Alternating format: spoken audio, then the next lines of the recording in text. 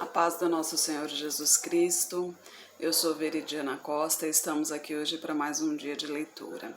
Senhor Deus e Pai, glorificado e exaltado és o teu santo nome.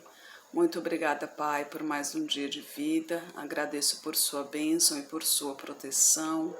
Muito obrigada, Senhor, pelos teus livramentos, Pai. Nos abençoe nesta leitura. Que cada palavra sua, Senhor, seja ensinamento em nossas mentes e em nossos corações, nos inspire e nos direcione cada vez mais a Ti, em nome de Jesus.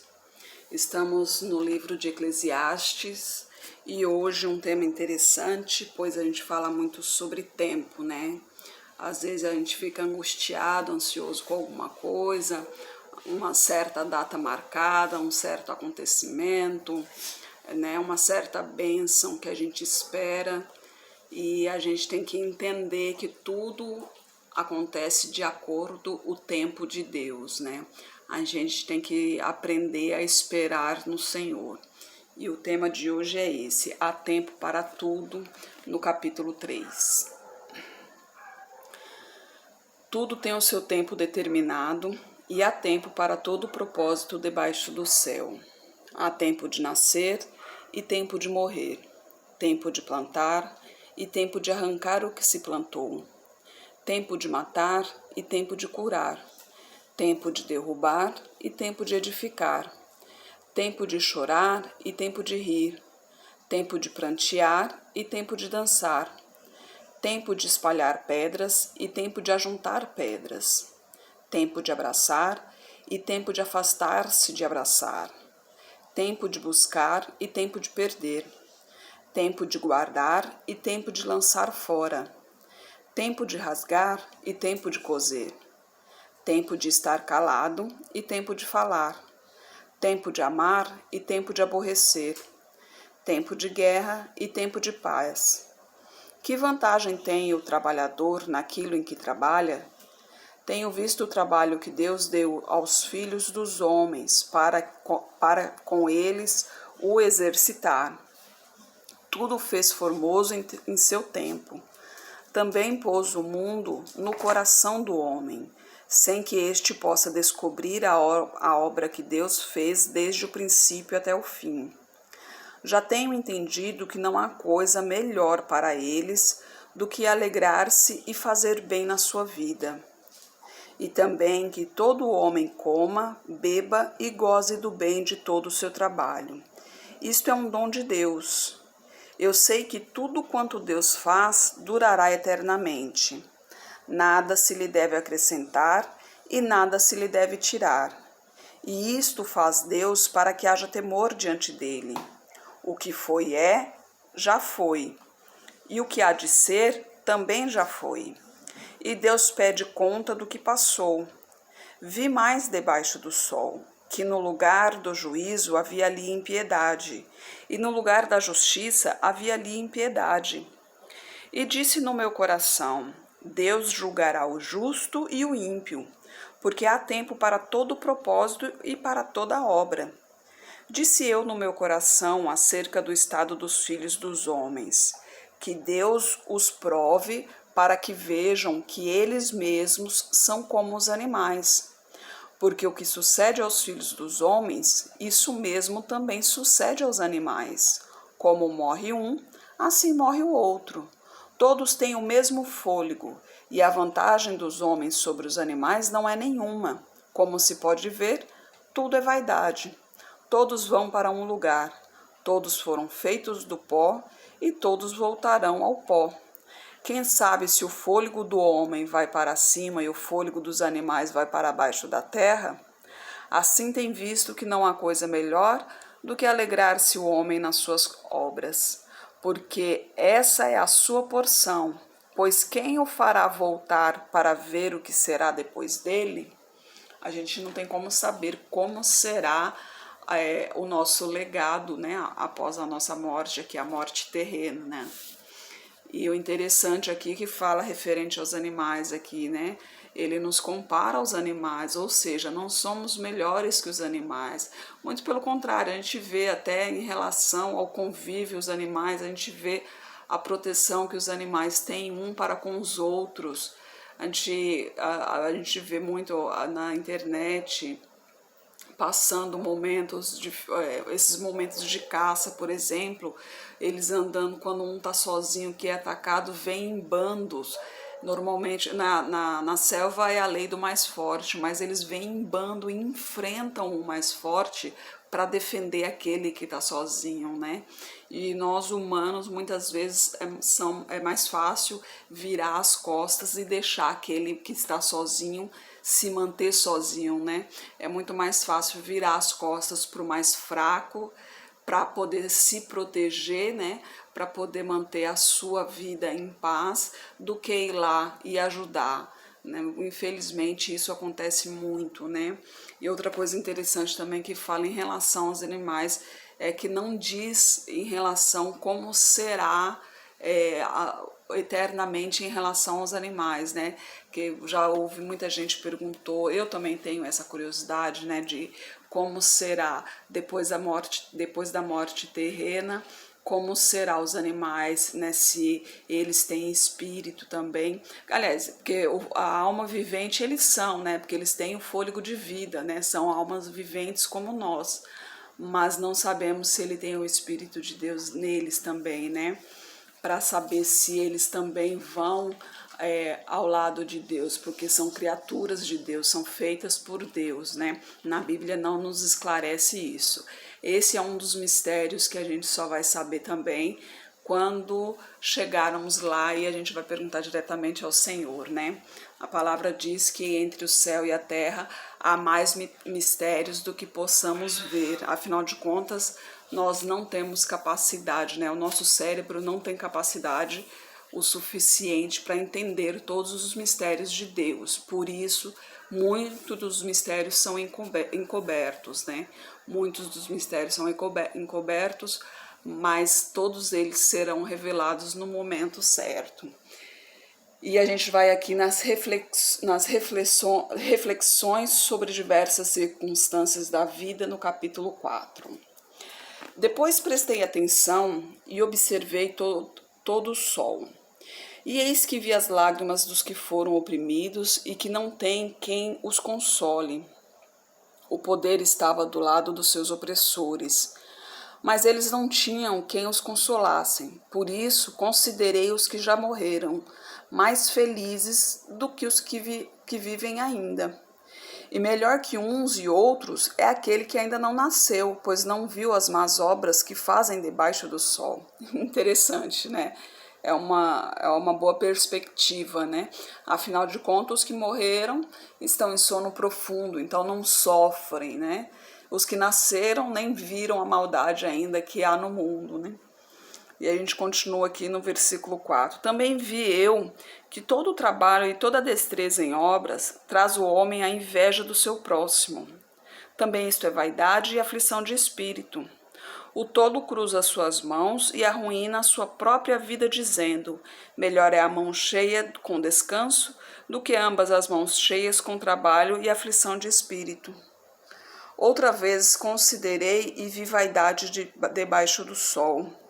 Há um que é sozinho e não tem ninguém, nem tampouco filho nem irmão. Contudo, não para de trabalhar.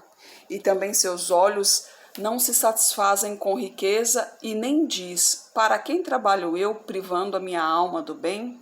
Também isto é vaidade e enfadonha ocupação. Melhor são dois do que um, porque tem melhor recompensa pelo seu trabalho. Porque se um cair, o outro levanta o seu companheiro.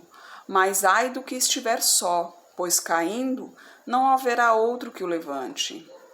Também, se dois dormirem juntos, eles se aquentarão, mas um só, como se aquentará? E se alguém prevalecer contra um, os dois lhe resistirão, e o cordão de 3 dobras não se quebra tão facilmente. Melhor é o rapaz pobre e sábio do que o rei velho e insensato, que não se deixa mais aconselhar. Porque um pode sair do cárcere para reinar, enquanto o outro, que nasceu no trono, pode tornar-se pobre. via todos os viventes andarem debaixo do sol com um jovem, o sucessor, que ficará no seu lugar, e incontável todo o povo que o seguiu. Igualmente, os que lhe seguirem se alegrarão dele. Na verdade, que também isto é vaidade e aflição de espírito, né? Como eu tinha comentado no começo, Eclesiastes é um livro de observância, né? Aqui é a observação do dia a dia, né? Falando de como são as atitudes das pessoas, né? Pode ver como ele diz aqui em relação como se porta um rei, como se porta um pobre no cárcere e assim por diante. E realmente na vida tudo é vaidade mesmo, né? A gente trabalha, mas esquece muitas vezes que a gente tem que, como a gente leu no capítulo anterior aqui, né? Para tudo na vida há um tempo, né? Então a gente tem que ter o tempo de lazer também. Nem que a gente tem que parar um tempinho, respirar, descansar, relaxar, dar uma volta. Nem que seja ali na praça, tomar um sorvete, dar uma relaxada, porque nem só de trabalho vive o homem, né? Então, até mesmo uma palavra de Deus também, você não pode ficar obcecado com a palavra de Deus, porque tudo que é obsessão faz mal, mesmo sendo a palavra de Deus. Se você se tornar obcecado com a palavra de Deus, você, ao invés de ganhar almas para Jesus, você vai estar afastando as pessoas de você, porque você vai estar tão obcecado em falar sobre a palavra, tão obcecado com as coisas divinas, que você não vai dar espaço para a pessoa falar, você não vai dar espaço para a pessoa se expressar, para a pessoa entender o que significa servir a Jesus. Ela não vai conseguir entender o que é servir a Jesus, o que é seguir a Jesus.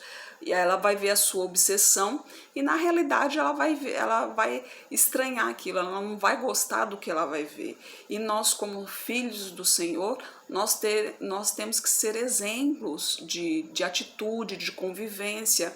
Então, ao invés de falar, tanto que nós temos uma boca e 2 ouvidos, que é para fazer o quê? É para falar menos e ouvir mais. A gente tem que falar da palavra do Senhor, mas a gente tem que ouvir muito bem, a gente tem que ouvir o que a pessoa tem a dizer. Às vezes essa pessoa tá passando por um momento difícil, ela não tá nem com cabeça para ouvir sobre a palavra do Senhor.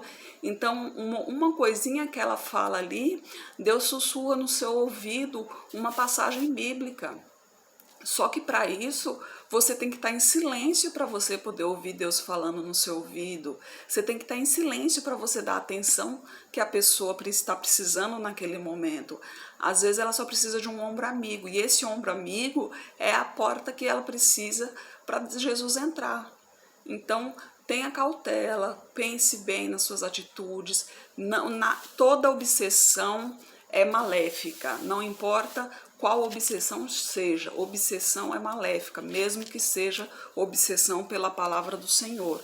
Obsessão é maléfica, você tem que ter temperança, a palavra de Deus diz, você tem que ter temperança, ou seja, tem que ser moderado, tem que ser tudo de acordo com o dia a dia, você tem que moderar, tem que medir, nivelar a sua situação, né? Você tem que se planejar, você tem que se planejar, você tem que se planejar para se organizar para fazer tudo o que necessita no seu dia a dia, lógico, primeiramente buscar ir ao reino do Senhor. Primeiramente é isso, não há dúvida, não há questionamento sobre isso, mas você tem que se organizar, porque também não adianta tudo que você for fazer, você ficar o dia inteiro, a noite inteira somente na palavra do Senhor. Você tem que trabalhar também, você tem que ganhar dinheiro para poder pagar suas contas, para poder pôr comida na mesa, e é assim, a não ser que você viva somente para a obra, né? Aí é diferente. Se Deus te chamou para uma missão, aí é diferente. Você vive para a obra, então você vive somente da palavra do Senhor. Aí é uma situação diferente. Tanto que naquela época os profetas, por exemplo, eles não tinham trabalhos. Eles viviam para a obra do Senhor. Eles eram chamados para isso. Se você é um profeta do Senhor, se você foi chamado para a obra, se você vive para a obra do Senhor, tudo bem, você vive somente disso. Mas se você tem o seu dia a dia, se você tem o seu trabalho, então você não vai parar o seu trabalho para ficar lendo a Bíblia, para ficar fazendo as coisas. Não, você tem que fazer o seu trabalho no momento do seu trabalho. No seu momento de leitura bíblica, é o seu momento de leitura. E assim vai indo, você organiza a sua vida de acordo com os seus afazeres, né? Não vai parar de fazer tudo o que você tem que fazer para ficar lendo. Também, como a gente leu ainda há pouco aqui, tem tempo para tudo.